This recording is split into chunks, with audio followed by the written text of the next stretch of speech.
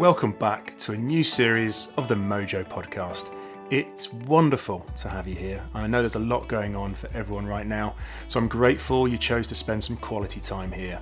This new series will be consistent to the key values of the Mojo Podcast to date, revealing, inspiring, positive stories of change, overcoming the odds, and ultimately achieving growth. Told by my guests with generosity as a way to maybe help you with your own challenges and barriers, indeed any change you're facing or going through. They are amazing stories, and we've all got one. What's new is that in this series, I decided to focus on a specific area of life, that of sporting endeavour, humans seeking to fulfil their potential through sport and athletic pursuit in the broadest sense. This focus has helped me discover more incredible guests and hear their stories, and I know you'll take so much from these. Sport always seems to offer us lessons for life, and this series seeks to do just that. So welcome. If you're new to the podcast, hello, I'm Richard Stokes, the host. I'm also a leadership coach and training consultant based in Ibiza, Spain. If you're interested in how I got here, I told my own Mojo story back in Series 1, Episode 1. Since then, I've interviewed over 30 wonderful, diverse, fascinating human beings, so do go back and see what takes your interest. If you've been a subscriber for a while, thank you so much. Your support means so much to me, keeps my mojo riding high, and keeps me going with this creative endeavour. And you've got a treat in store for Episode 1 of Series 3. I say the word inspiring quite a lot. One of the aims of this podcast is to leave you feeling inspired, but this guest is the very definition of the word. When I was born born with only one complete limb, which is my right leg. My right arm stops just below my wrist, and my left arm stops through the elbow joint. And at birth, my left leg stopped maybe about an inch or so after my knee. I kick off the new series talking to Team GB Paralympic table tennis star Martin Perry, talking about his journey from being born with only one complete limb to competing at the highest level of para sport, with a goal of getting to Tokyo 2021. Martin is a true radiator of positive energy and positive thinking. He's truly about what is possible versus apparently impossible. Indeed, he has a tattoo on his leg that says disability, and the dis has been crossed out. This is his mantra. We talk about how his attitude has enabled him to play sport at the highest levels versus what his disability has prevented him from doing. How he's able to see the positive in tough situations, challenging match scenarios, and in all people. His brand of positivity is both infectious and crucially trainable, because for him, positivity is like a muscle you need to flex repeatedly. We're going to get straight into it today, as I want you to hear from him. As ever, I leave some wrap-up thoughts towards the end, but it's Martin's words that you really need to hear most. Just to say, I truly hope you love this episode, and if you do, please take the time to do 3 small acts for me. Subscribe to get the next episode as soon as it's released on February the 8th. Rate the episode with 5 stars, and the key to enabling more people to discover the Mojo Podcast, please write a short review on Apple Podcasts. Okay, over to my Mojo conversation with Martin Perry. So welcome back to the Mojo Podcast and the new series of the Mojo Podcast. And I'm delighted to be joined by Martin Perry in Dumbarton in Scotland. So how's the Mojo today? How is it out of 10? Probably, I'd say an 8. Got up nice and early, quite naturally this morning. No alarms, nothing. Was up before 7. So I quite enjoy waking up naturally, and to have that and get up and feel fresh was just great. So yeah, I'd go an 8. When I ask you that, so how your mojo is, how you're feeling, what comes up for you? What does mojo, this essence, what does that mean to you personally? Oh, it's a great word, isn't it? It's a great word. It's hard to define. I think it's a mixture of a lot of things. Mojo, I think it's a little bit of charm. It's a little bit of luck that I believe you kind of create yourself. It's a little bit of just how you are within yourself, how you carry yourself. It encompasses a lot of things. It's quite hard to describe, but at the same time, I think everyone knows what it means. But yeah, for me, it's that little bit of luck, charm, feeling good, and just kind of all mashed up together, and it goes from there, really. Yeah, and you're right. Everyone's got their own take on it, but instinctively, when I ask that question, everybody knows exactly where they are on that scale, which is really interesting. And this is why I really wanted to do this series about Mojo and sport, because I'm really interested in what this essence then means. So when you're in competition, and we're gonna talk a lot about your career, how you got into table tennis, what's going on for you, but when you're in competition, do you feel that a movement in your mojo, or is it kind of like a steady state? You know, I need to be at this level to be at my best. What goes on for you? I mean, the way when you put it like that, it's great. It sort of triggered something in my mind that we would consider it maybe in a table tennis point of view is Mojo sort of relates a lot to momentum. And we have Mm, a lot of back-to-back matches in competition, and it's all about how can you carry that momentum, that luck, that little bit of feel-good factor, which I guess encompasses your mojo. So for us, it's all about can we carry that, or if it's going a little bit against us, can we break it? So it's maybe it's certain tactics to, for want of a better phrase, either time waste, to sort of break up someone's rhythm, or actually almost rushing back to the table to speed up the opposition because you can sort of break their mojo by ruining their rhythm if they're a really slow player. got it. So yeah, I guess for me, mojo encompasses momentum as well, and that's not just in table tennis, that's life. You know what it's like when you start a project, like a podcast series or whatever, and when you hit a bit of momentum, it just keeps going and going and going, and then you might hit a wall. I know I've had editing errors, and it just drives me nuts. And then you break through that wall, and it seems you just run off again. And I think that's the same in sport. Got it. And I love that you know, I guess there's an overwhelming mojo that you've got, going on in your life that you maybe, as you say, you carry into a tournament, but also it's this precise measure point by point. And I'm up, mojo's up, I'm down. What am I going to do to rescue that, to bring it back up again? And I love that, the tactics that you can employ to, this is a competitive sport. How can my opponent seems to be doing terribly well and mojo's high. What can I do now? just to bring Mm. that down. That's fascinating. Yeah, and that's the thing. Like you see it in all professional sport, but the thing with table tennis is we don't have a time constraint. We're not playing to a 90-minute or an 80-minute or a 60-minute. It's you play until you win 11 points. So time really is a massive factor, and you can Got make it it. as long or as short as you want. So it's all about, as I said, if you're up on a high, then just go point, point, point, point, point, and try and just get over the line. If you're in an absolute battle with your opponent, then the last thing you want to be doing is just rush, rush, rush, because you're going to make mistakes. They're going to get the better of you, and Mm. that's when you start, slowing things down, breaking up the play, and it's part and parcel of playing any sport is using the clock to your advantage. Yeah, so like it almost, as you say, as much control of time as you can create really helps with that momentum piece. That's fascinating. So just before we started, we were talking about, and I know there's some key things coming up for you in a year that has been hugely disrupted for everybody, but especially obviously elite athletes.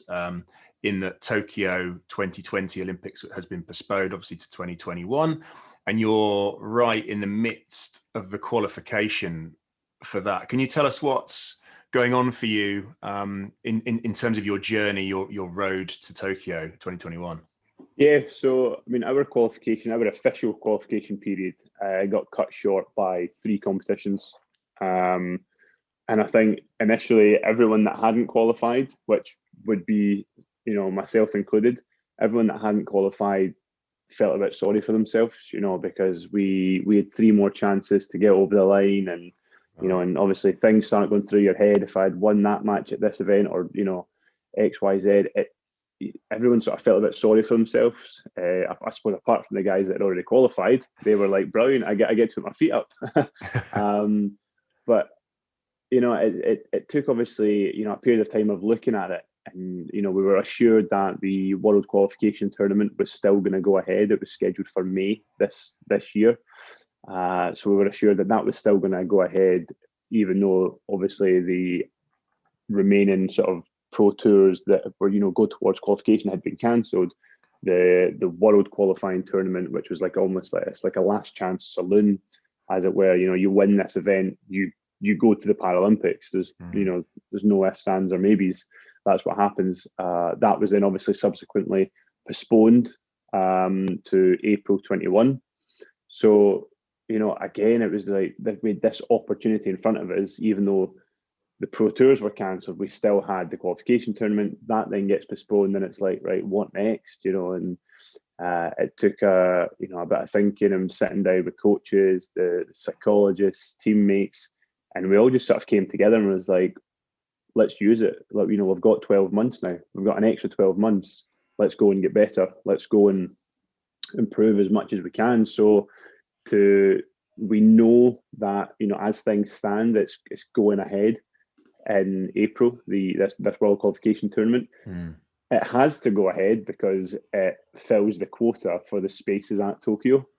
So it needs to happen. They so need it's going players, to go right? ahead. Okay. They need athletes there. Yeah.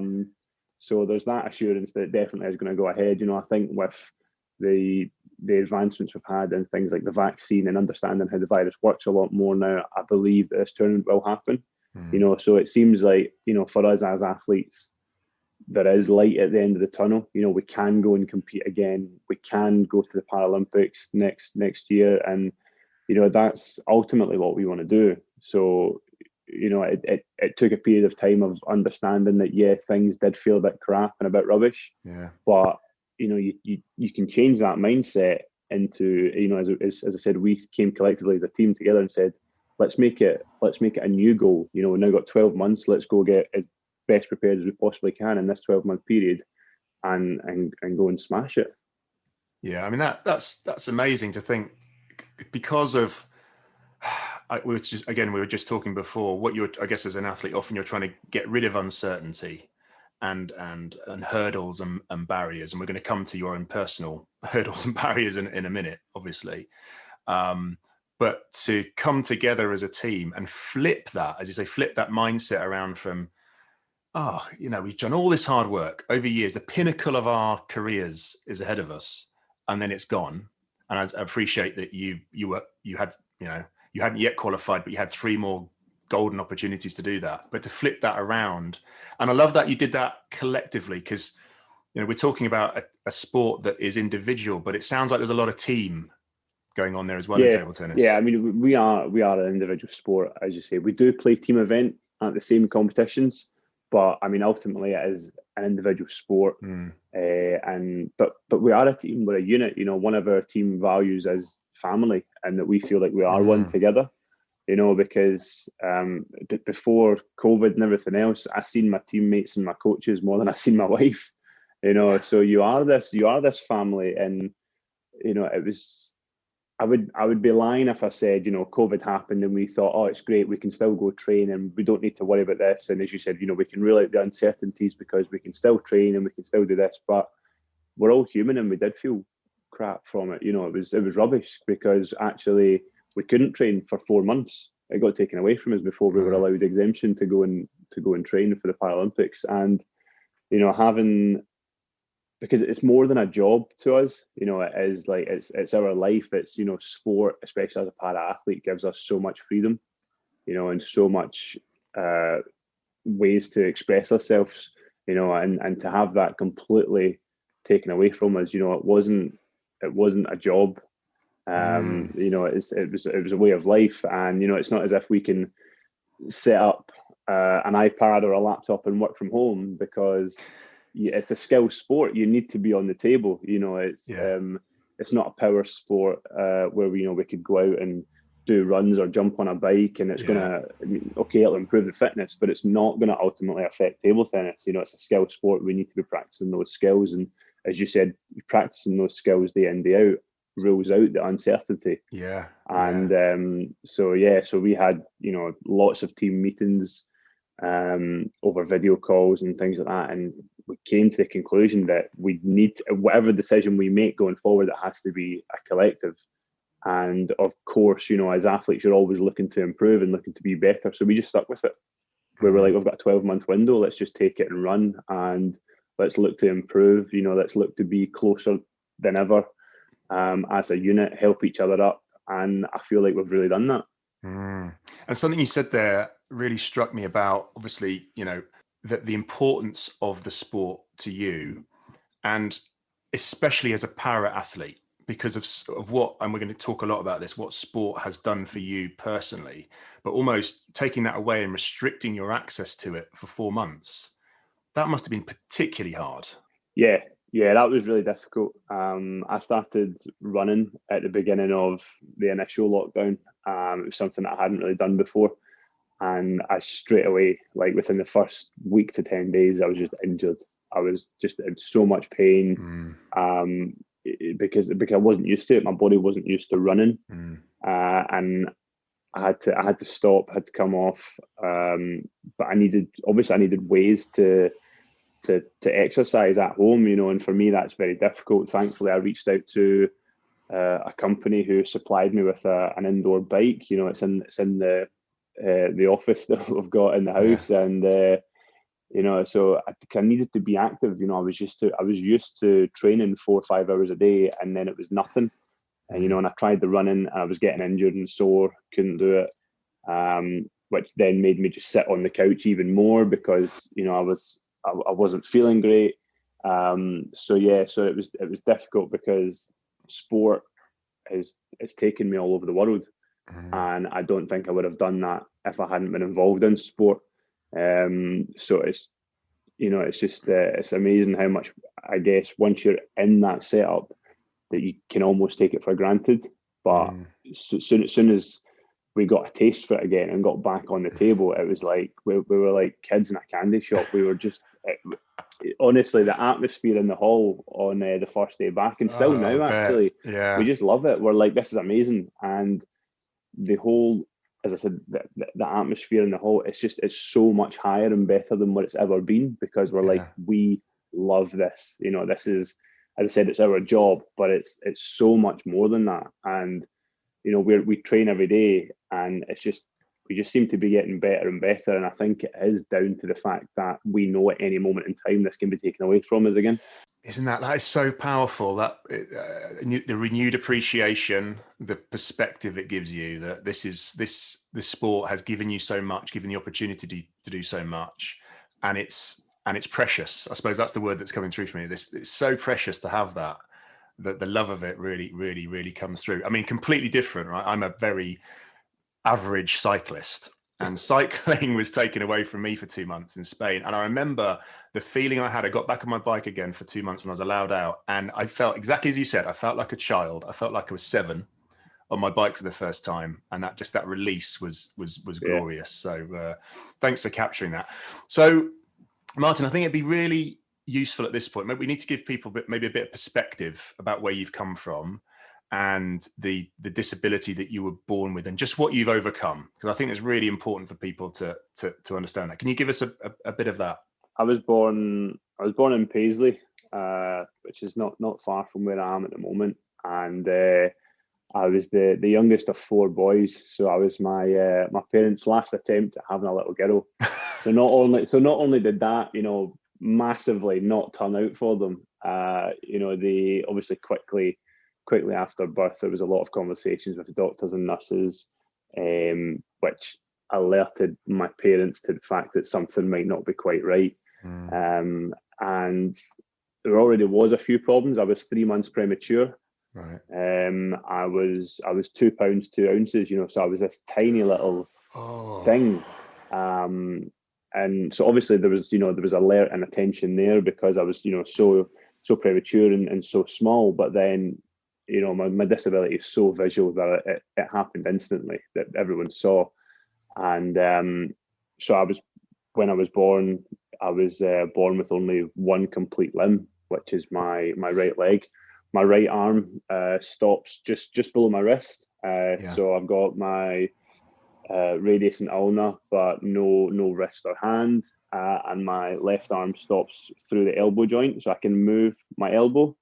But there's no radius or ulna there on the other side, so no forearm, nothing there.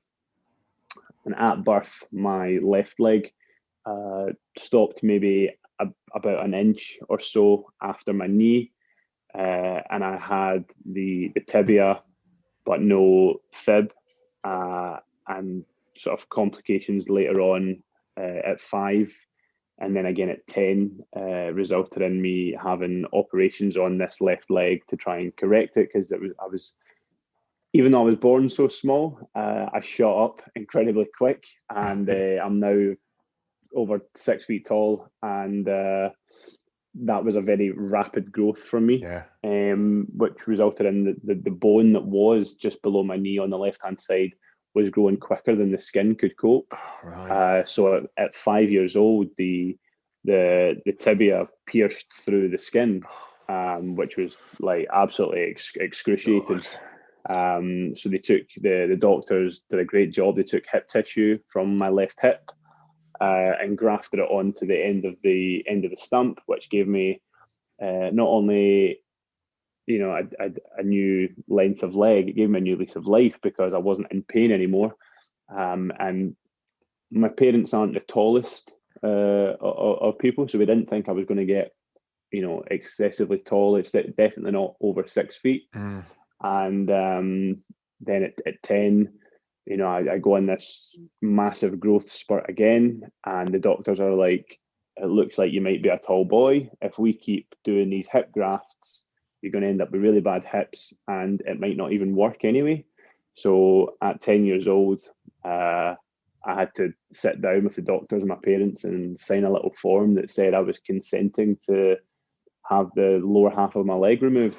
So yeah, that was obviously a massive decision, but do you know what? It was one of the best decisions I've ever made, because the fact that obviously the bone that was causing the problem is now completely gone. So my leg is now a lot shorter. I only have to my knee on the left leg. So it's a lot shorter. And I had to learn how to walk again, run, jump, play, do everything that I did before. I had to relearn it. So you kind of learnt it or relearnt it once between sort of 5 and 10, and then you got to go again. Yeah. Oh, wow. So yeah, learning to walk 3 times was fun. But do you know what? It's been great ever since 10 years old. I've had no issues whatsoever with the leg. The NHS have looked after me exceptionally well, and without them, as everyone knows, at the beginning of lockdown, we were applauding the NHS. I've been doing that my whole life. They've been absolutely tremendous to me. The amount of work that they've put in, not just the doctors, but like the physios, the rehab, the prosthetists that make these, the technicians that you don't even see that put the legs all together. For me, I don't know what life would be like without them and without the NHS. So yeah, I've been applauding them my entire life, and it was really great to see everyone else come together and do it. So that meant a lot to me, because the NHS has always been there for me. Yeah, I think, as you were saying, about playing table tennis again, I think a renewed appreciation for what the heroes in the NHS do for us all. Absolutely. That is one upside of COVID, and what you're talking about there, this support. This is what I kind of really want to get into, is the support. Obviously, that's the NHS care, amazing, and all the doctors all through to the people that are making those prosthetics, but also the support of your family.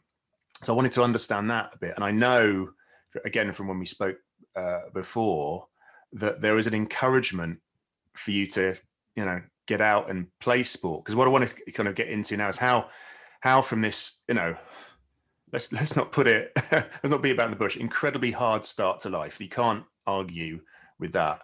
You are an elite athlete, and just that journey, I'd love to understand. So where did the belief that you could get involved in sport come from?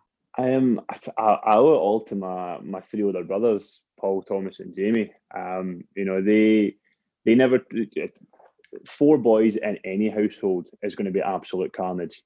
I don't care what family you're from or where you live. 4 boys in one household is going to be absolute carnage. A lot of testosterone. It's a lot of testosterone. It's a lot of energy. Yeah. My poor mum, and we used that energy up to, I didn't realize it at the time, but it was to play sport. It was just to play. It was to have fun. It was, whether it was tag or hide and seek or football or whatever it was, we were always outside running about doing something that, that burnt off all this energy.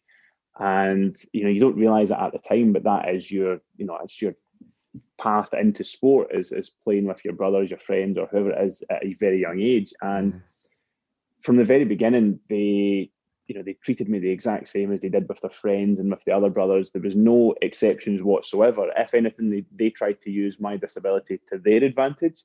They would, if we played football, they would chuck me in goals because they're like, oh well, Martin's got no hands, he's not going to catch it.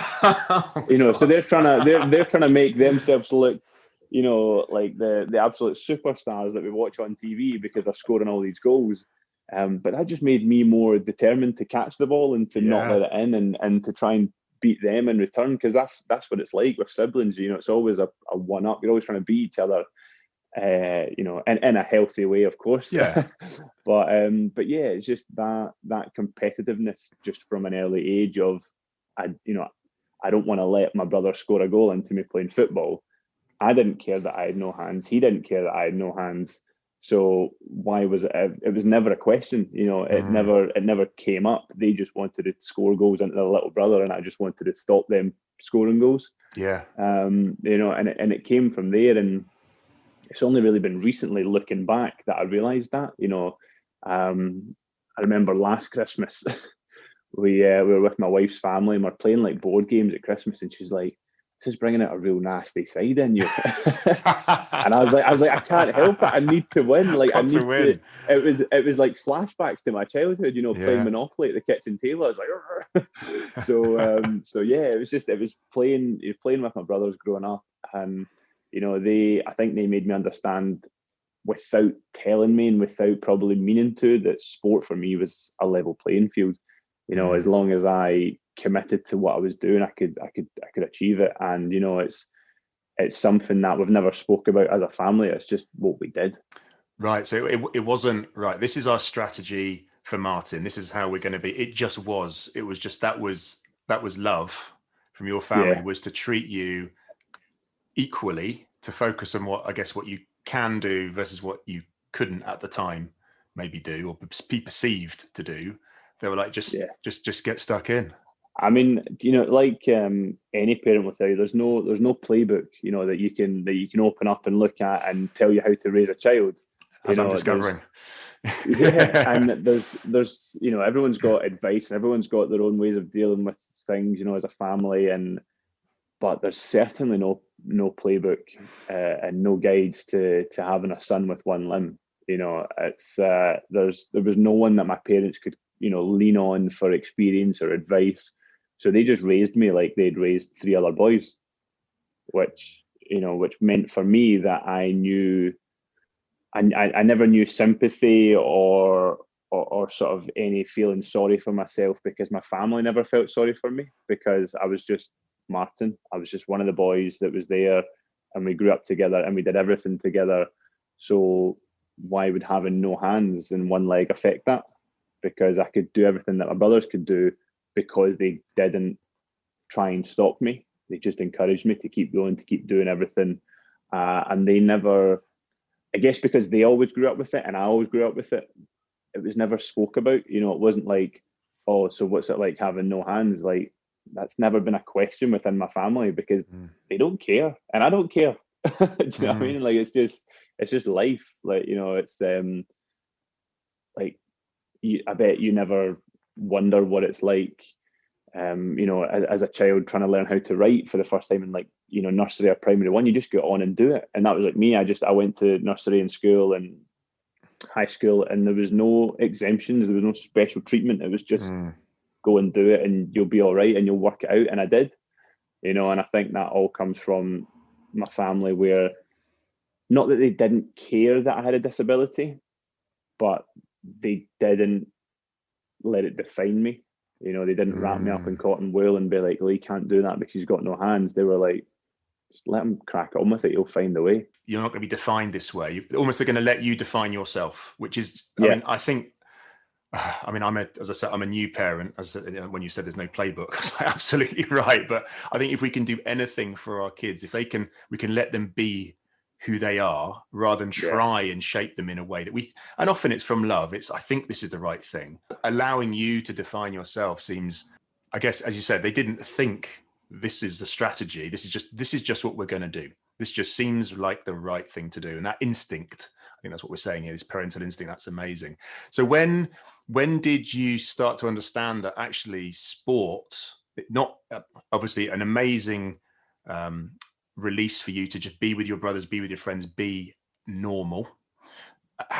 When did sport start to become that, actually, I can do something special here. I can do something beyond some fun and recreation. This can become even a profession for me. That was definitely, later on, in terms of, if I take it back one step from that, realizing that I could do something with sport certainly happened in high school. And when I say do something in sport, I don't mean go on and be an elite athlete and trying to go for the Paralympic Games. I just mean genuinely compete against able-bodied competitors and things like that. That came because my brothers never let me win.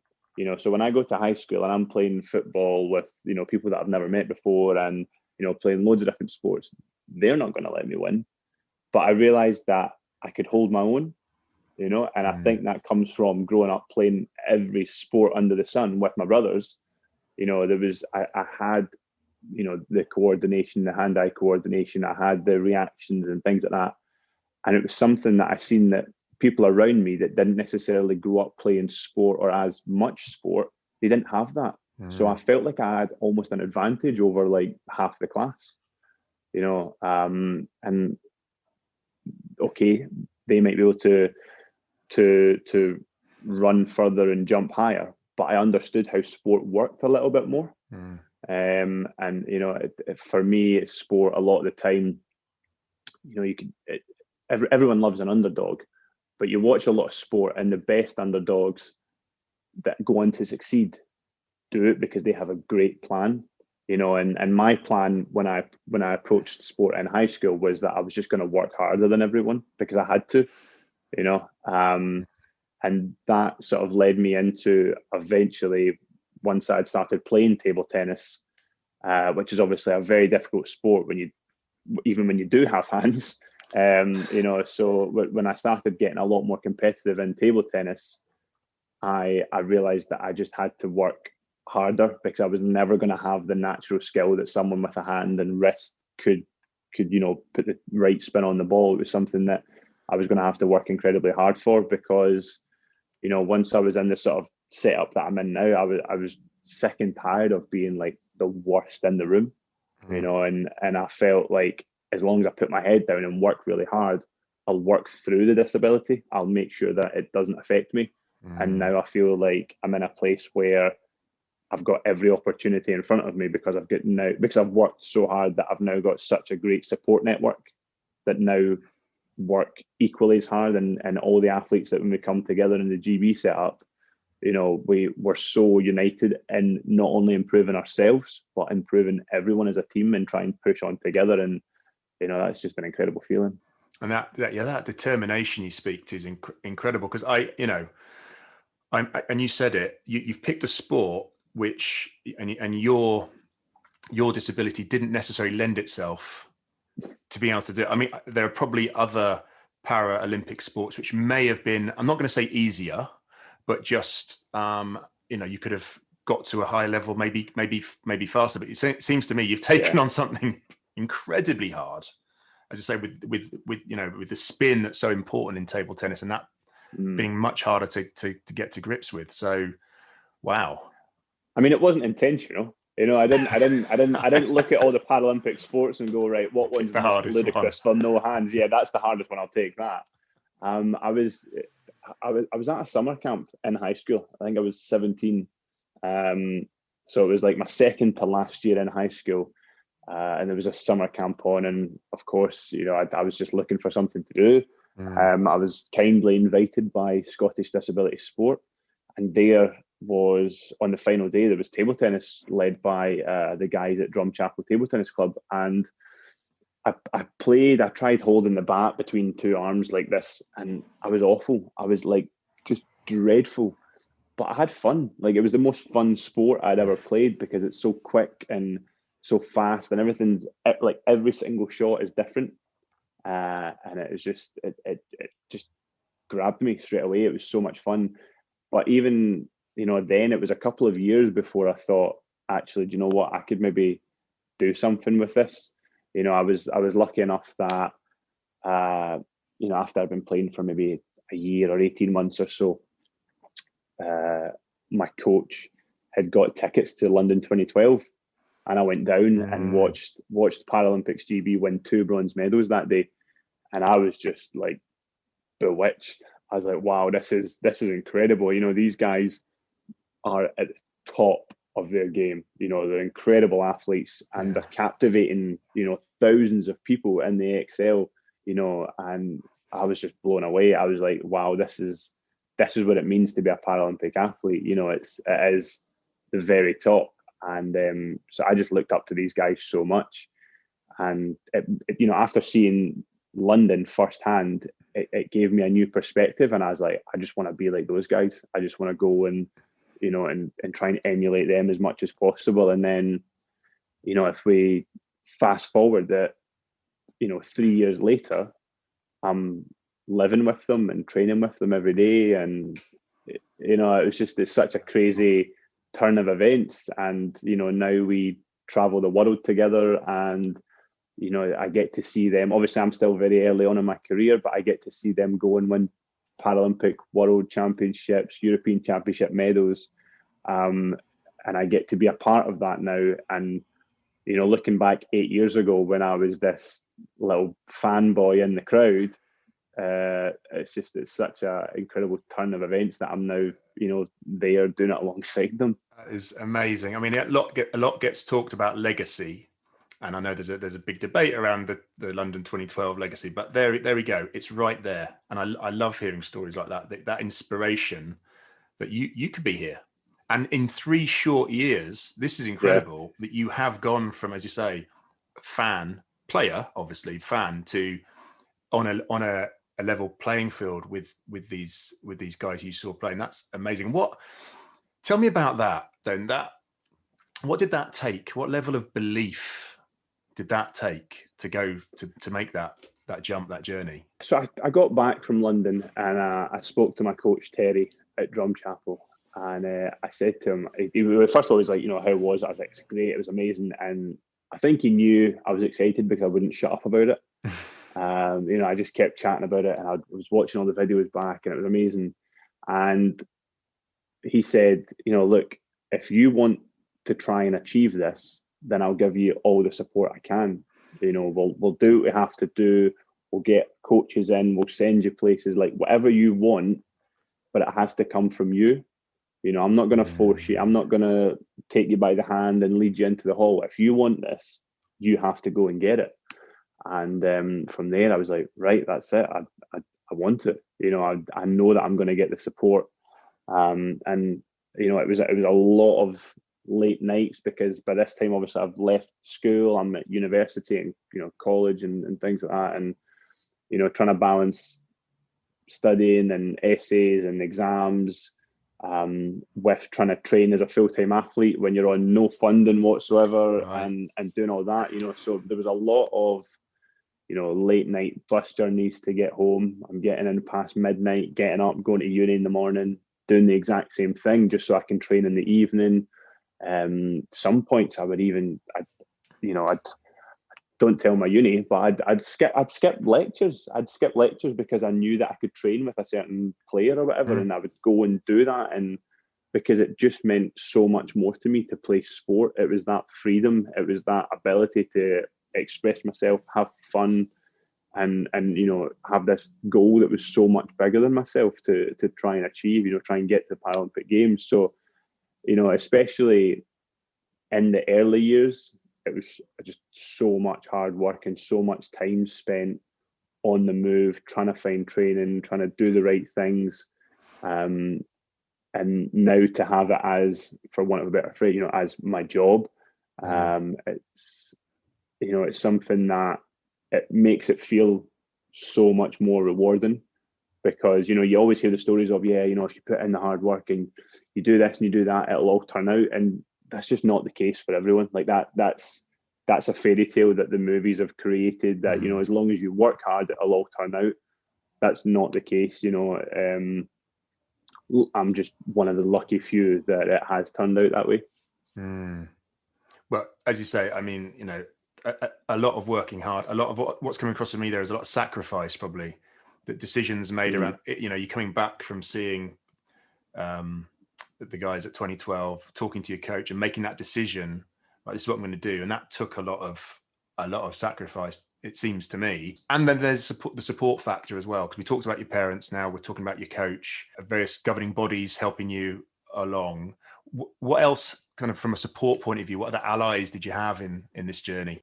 So I was very fortunate that early on in my table tennis career, once I'd sort of reached the international level, that sort of private sponsors got on board and helped me to you know, fund tournaments, to fund training, buy new equipment, because no one ever believes the cost of if you buy a completed table tennis bat, you know, that is one of the sort of professional level bats, they can be £300-400, you know, and you need two of them because you can break one quite easily, you know, if you hit the table by accident and things like that. So you need two of them at least.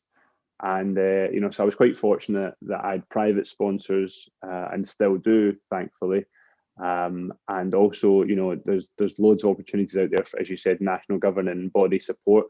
Your NGB can put you forward for things like sport aid, which I was put forward for. There's things like TAS, and you know, there's funding available for young athletes, and I know that can be one of the hardest things. You know, you can put in all the work, you can make all the sacrifice, but ultimately, if you can't afford to go to this competition, or if you can't afford to buy a new bat or a new racket or a new pair of boots or whatever it is, you know, that's one of the biggest challenges. And for me and my family and the way we grew up, that was the biggest challenge, was the financial side of it. You know, so the fact that I was fortunate enough to receive, you know, sport aid twice and things like that, and then eventually, you know, private sponsors kicked in, and now I'm on funding by the GB Para table tennis team. It just makes everything easier. It means you can obviously just put your head down and focus solely on your craft, which is, you know, at the end of the day, I play table tennis for myself, but I'm representing everyone in the UK, and I want to make sure that when I represent them, I can give them absolutely everything. What's coming through for me when we talked about Mojo right at the beginning, your definition, this sort of sense of you know, charm, and the other area that people talk about with Mojo, it's like an attraction, a magnetism, and it seems to me there is something, I'm feeling it in you, that has that. And this is why, I'm sure this is why a lot of these people have been gathered around you, be it private sponsors, be it coaches, other players to support you, because I think a lot of that's coming through. And so what I wanted to talk a bit about was kind of your brand of positivity, because I'm getting a lot of that as well. I'm sure listeners are as well, from just listening to you, that the spirit you have that has overcome a huge amount and will overcome much more in the future when you're, you know, when you're down in matches, whatever that might be. Where do you mine that positivity from, Martin? Where does it come from? You know, I wish I knew. It's one of the most common questions I get asked. You know, how are you always so positive? And my wife, sometimes she hates it. Sometimes, you know, she's like, you'd never have a bad day. You're not human. You know, why do you never get down? And of course I do. Everyone does.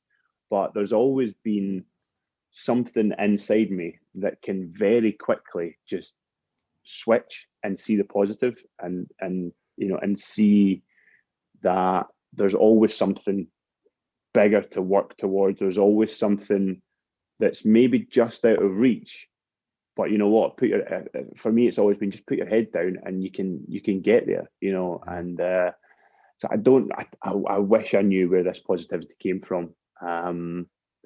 I see it in terms of positivity, I link it closely with my competitiveness. You know, it's something that I take a lot of pride in, being a fierce competitor. You know, I struggle to play for fun, no matter what I'm playing. Monopoly at Christmas included. Not Monopoly at Christmas, like, Yeah. That's no holds barred. That can become absolute carnage at Christmas. But it's one of those things that sort of breeds into the positivity. It's the hard work, it's the competitiveness, it's the always trying to achieve something, that's maybe a little bit out of reach. And to do that, you have to believe in yourself. You have to believe in the people around you. You have to believe that you're doing the right things.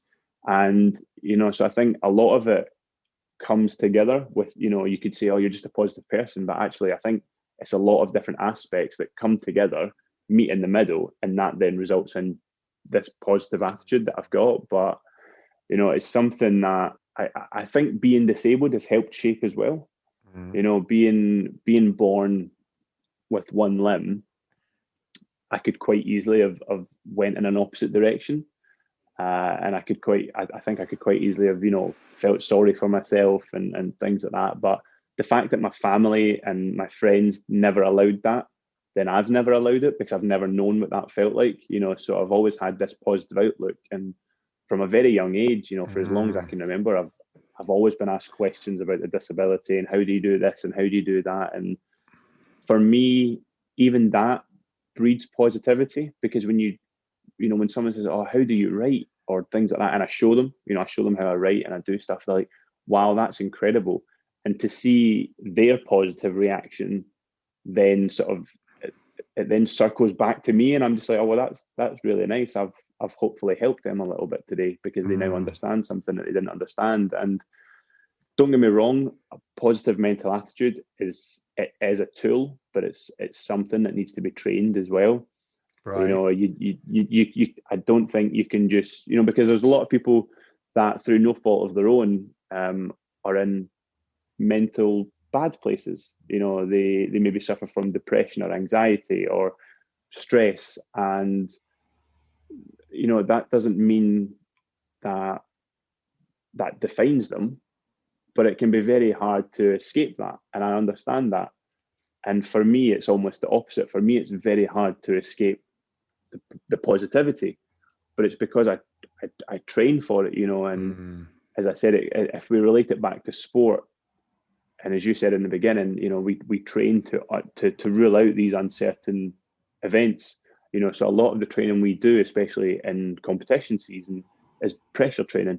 So you'll start a set against your opponent and maybe be 2, 3, 4, 5 points down, and you have to, so you have to believe that I'm going to win this match, because you want to, but the reality is you're 3, 4, 5 points down, but you have to go, right, I'm going to win this match, and you have to be positive and you have to believe in yourself. Yeah. So even just from the sport training that we do, that breeds a positive attitude. And I wanted to get into that, this attraction you have, the positivity you have, and you're kind of beaming it out. And I know you do lots of work with charity, and you've got sort of ambitions on this in the future. So I'd love to touch on that in terms of kind of what you're doing, and and the sort of the kindness that you've received back from other people. We talked a little bit about that, but I'd love to get into that area as well.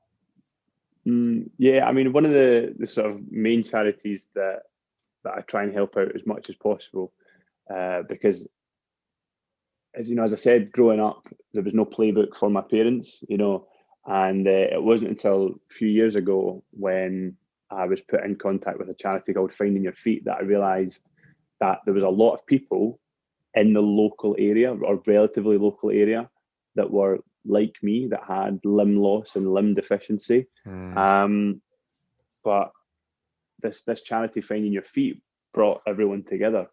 And it's a support network for those that are affected, the families that are affected by limb loss. And I consider myself extremely lucky that I was born this way, because I've not had to go through something traumatic in order to lose 3 limbs. Right.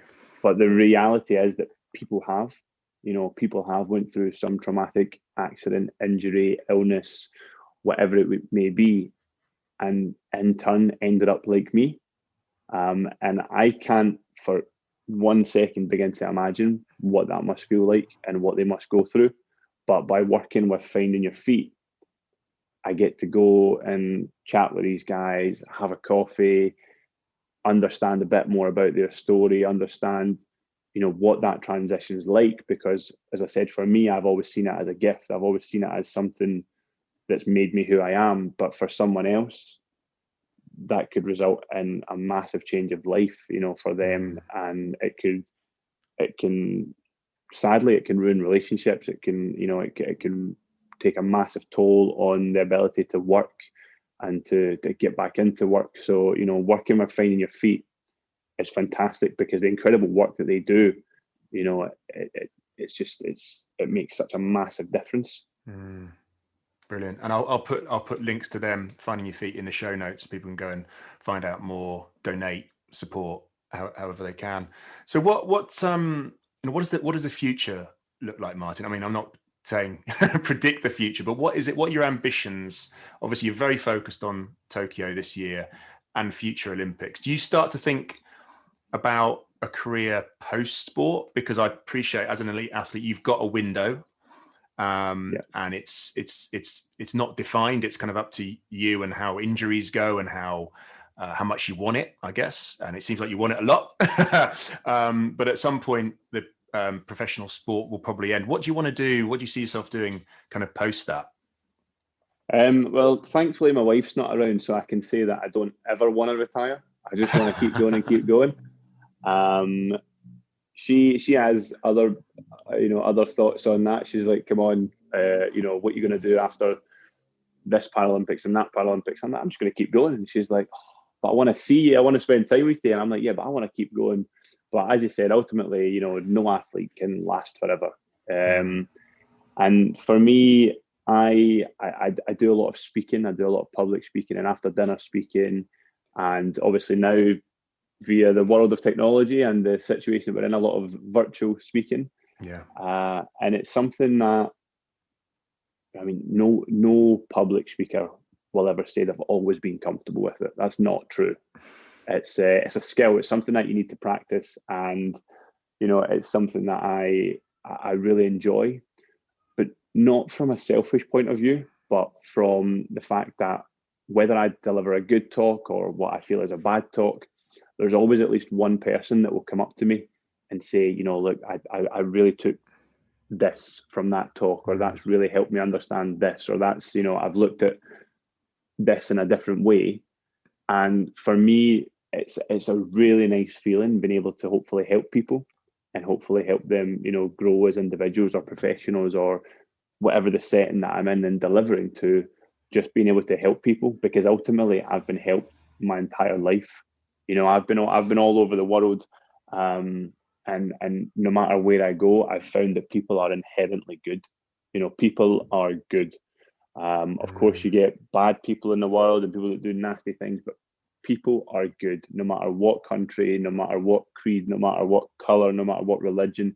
People are good, and I've always been helped. I've had strangers on the street, in continents far and wide, that have tied my shoes for me. I've dropped money at ATMs halfway around the world, and strangers have stopped and picked up my money and given it back to me, and things like that. People are just inherently good, and for me, the speaking and the talking to people and engaging with people, it feels like I'm giving some of that goodness back, and that's what I want to do. Whether it is a career in public speaking, I just want to make sure that whatever I do after sport is something that I can give back to people, because I've been helped my entire life, and there is a few things that I can't do, so I will be helped.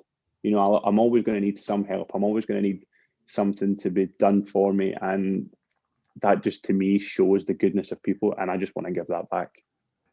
Yeah, that's amazing, and I know from this short conversation, people are going to take a huge amount out of it. Your inspiration, that positivity that we speak to, the things that you've overcome and achieved by that determination and working hard is amazing. Now, I'm conscious of your time, so just as we close, but I always ask people, what are there some things that you do on a daily basis that just keeps your mojo kind of at that high level, that kind of where you need it to be?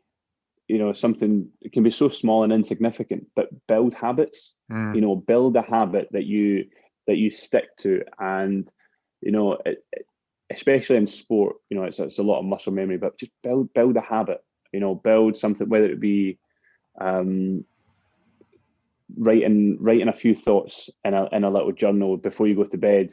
It clears your mind, you get a good night's sleep, and then before you know it, you do it every night and you start sleeping so much better. You get up earlier in the morning. Even just the habit of having an espresso and watching the news because you feel caught up. It's something that if you can build a habit, you can build another one, and then that can lead into something bigger and bigger. And because everyone always wants to achieve more and do better, and if it's professional, go and make more money and things like that. But you have to start at the very, very base of that. And I think to do that, it's build a habit. That habit then forms a trait. That trait then forms just a way of life, and to have these habits and traits as people, it makes us much more adaptable, that we can then go and learn new skills and we can go and improve and become better. Awesome. Well, yes. Well, I mean, just wonderful advice. And you're absolutely right. That sort of, habit building. I think what you're talking about there is sort of just, you sort of like, if you slice life and look at things like step by step, because things can be a little bit overwhelming. We're all feeling pretty overwhelmed at the moment. But if you just sort of make things, what's the next most important thing that I can do? It just makes it so much more achievable. That's what I'm getting from that. Amazing. Martin, thank you so much for joining the Mojo podcast today. It's been wonderful to have you on. No, thank you very much for having me. I've really enjoyed it. Wow, what a way to kick off the new series. I was buzzing after this chat, and I'm sure you are too. What a guy, what an attitude to live your life by. He needs to bottle that brand of positivity somehow. It's absolutely priceless. So here's a few of my key takeaways from that chat with Martin. There are so many, but if I was to be pinned down on three, how you respond to situations outside your control is critical to his mojo. Look at his response to Tokyo 2020 being moved back a year.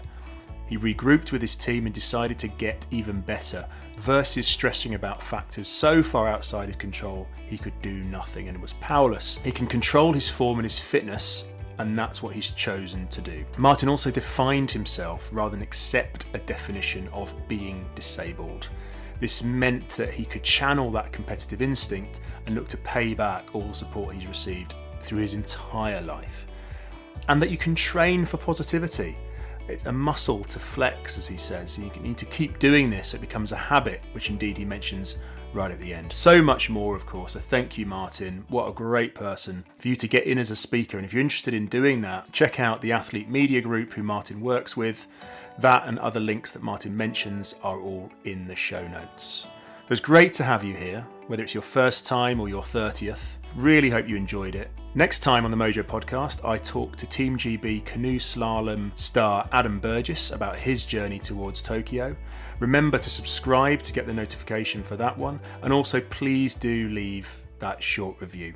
So until next time, I hope your mojo continues to flow.